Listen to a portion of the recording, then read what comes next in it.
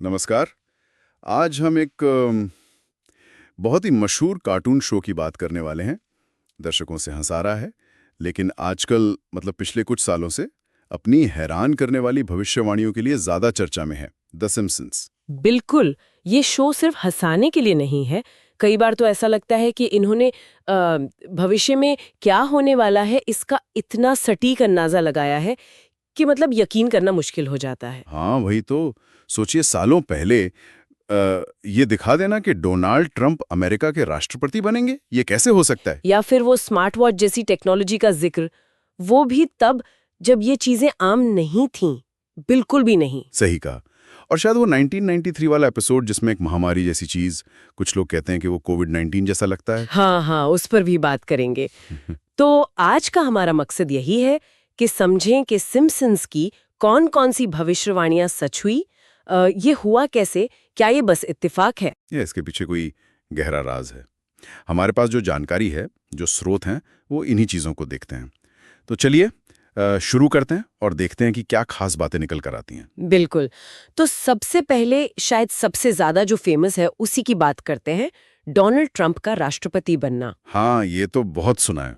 ये साल 2000 का एक एपिसोड था, बाट टू द फ्यूचर। उसमें दिखाते हैं कि लिसा सिम्पसन अमेरिका की राष्ट्रपति बन गई हैं। अच्छा। और वो कहती हैं कि उन्हें अपने से पहले वाले राष्ट्रपति मतलब प्रेसिडेंट ट्रंप से बजट की एक बहुत बड़ी समस्या विरासत में मिली है। और ये दिखाया गया था असलियत से 16 साल पहले।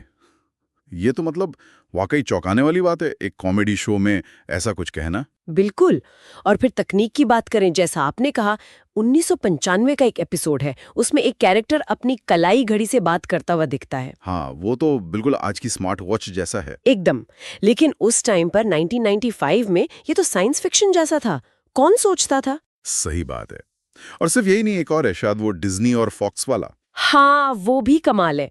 1998 का एपिसोड, उसमें एक सीन है जहां एक बिल्डिंग पर साइन बोर्ड लगा है, 20th century Fox, a division of Walt Disney company. अरे, और ये मर्जर तो असल में कब हुआ? 2019 में शायद। जी हाँ, 2019 में।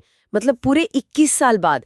ये तो मतलब गजब की दूरदर्शिता कही है या पता नहीं क्या है। हाँ, मतलब कुछ तो है। एक और उदाहरण जो थोड़ा चिंता वाला भी लगता है, वो 1993 वाला एपिसोड। हाँ, वो ओसाका फ्लू वाला।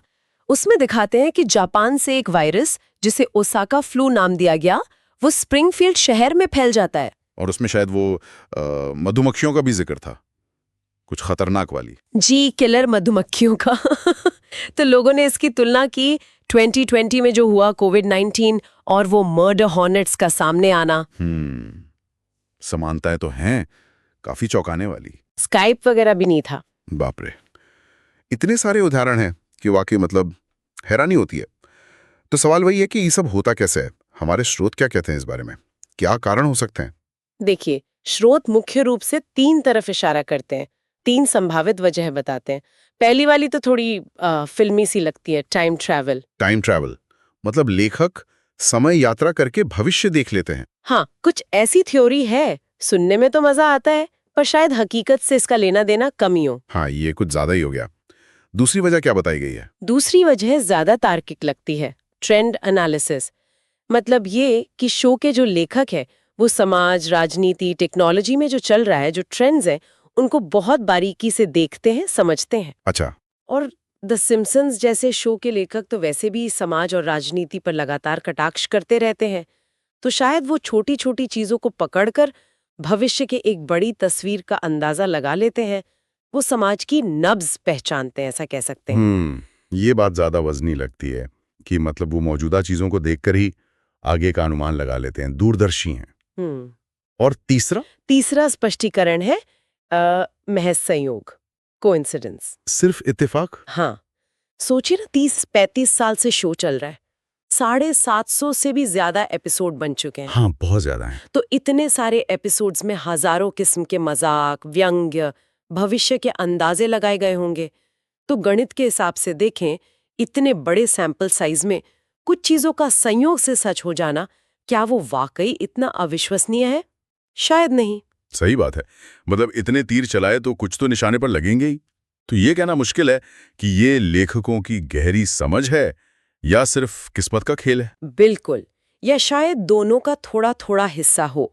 कोई एक जवाब देना मुश्किल है।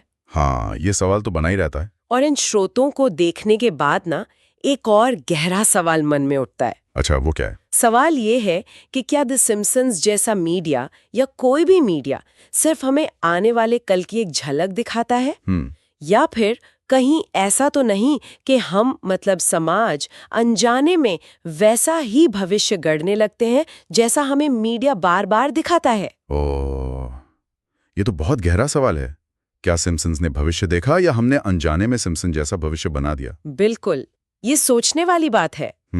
वाकई ये एक ऐसा सवाल है जिस पर श्रोताओं को सोचने के लिए छोड़ा जा सकता है। जी, और इसी विचार के साथ हम आज की ये बातचीत यहीं खत्म करते हैं। ये सारी चर्चा हमारे पास जो स्रोत उपलब्ध थे उनकी जानकारी पर आधारित थी।